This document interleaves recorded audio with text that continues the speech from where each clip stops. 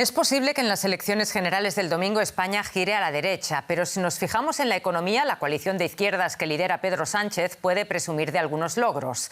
En 2022 la economía creció un 5,5%, algo que no se había visto en décadas. Además, Sánchez lanzó un paquete de estímulo económico por valor de 45.000 millones de euros para aliviar la carga de los ciudadanos. El impuesto sobre el valor añadido de los alimentos de primera necesidad se eliminó y se estableció un límite para la electricidad y el gas para frenar los precios. El ajo es un ingrediente importante de la cocina española y también es clave para entender cómo funciona la renta mínima en ese país. Esta empresa de la costa mediterránea procesa y exporta miles de toneladas de este producto al año. Acá la mayoría gana el salario mínimo. No obstante, la noticia de un aumento de sueldo no ha tenido mucha repercusión. Llegamos, pero no como deberíamos, ¿me entiendes? ¿Por qué? Es por la subida de los precios. El salario, si los precios estuvieran más bajos, estaríamos mejor. Para los sindicatos, el aumento del salario mínimo es un gran avance.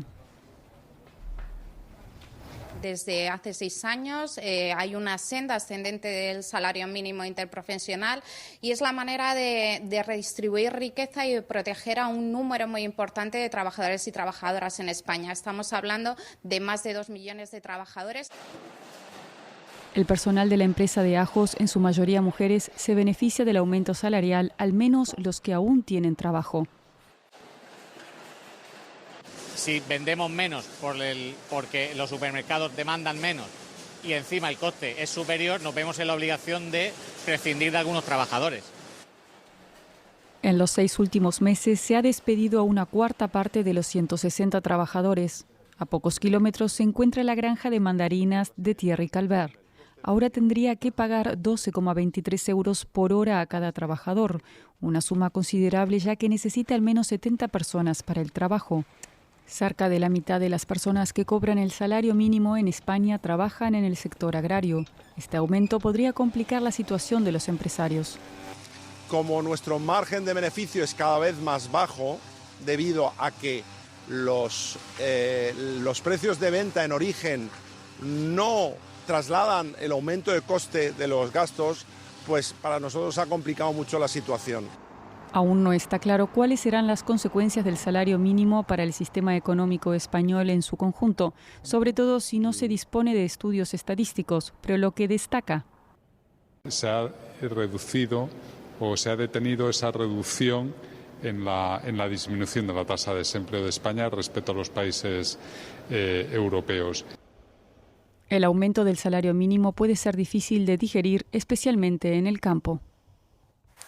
Bueno, y la economía será uno de los factores decisivos en las elecciones de este domingo. Sobre esto queremos conversar con nuestro colega en la Bolsa de Frankfurt, Ezequiel Daray. Muy buenas tardes. La oposición en España critica la marcha de la economía bajo el gobierno de Pedro Sánchez, mientras que el Ejecutivo sostiene que el país crece más que sus vecinos. ¿Cómo podemos analizar los principales indicadores macroeconómicos?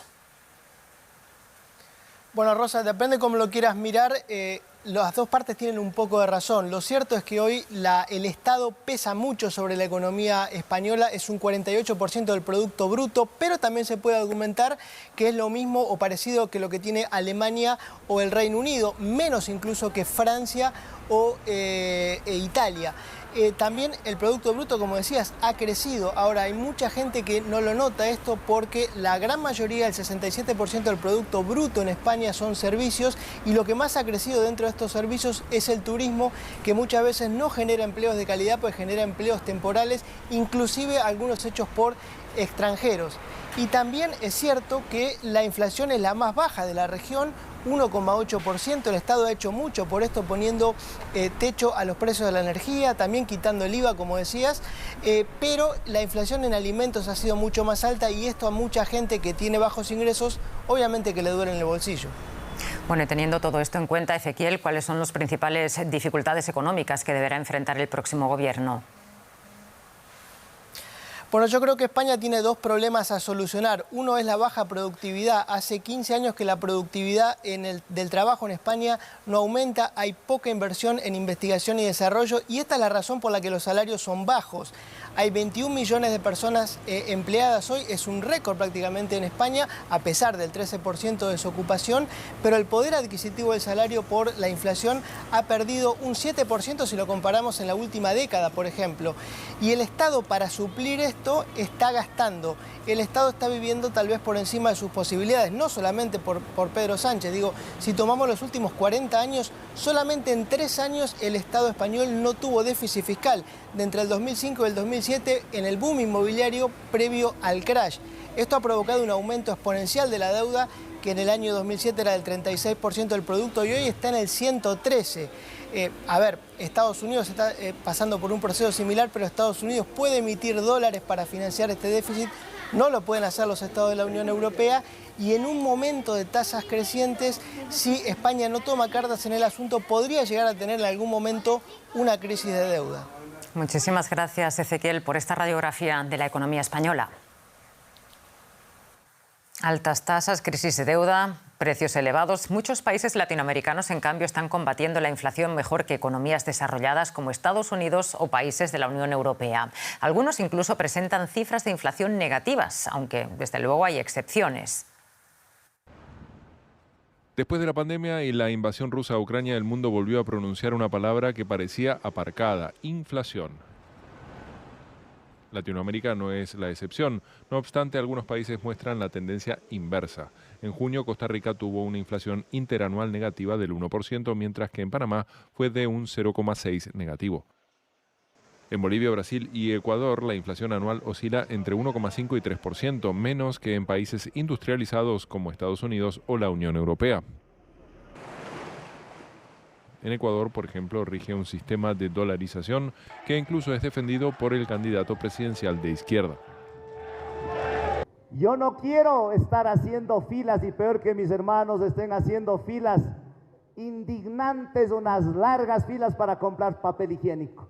Eso no quiero. Yo quiero que los ecuatorianos puedan tener poder adquisitivo y que los gobiernos sean suficientemente responsables, no emitan inorgánicamente papel moneda. Por lo tanto, se mantiene la dolarización.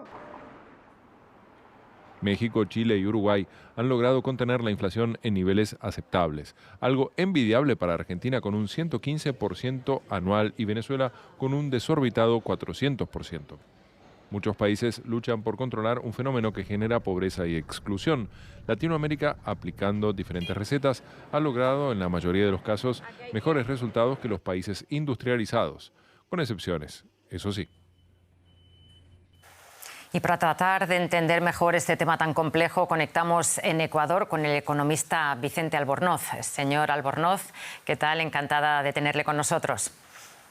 Como siempre, un gran gusto estar con ustedes.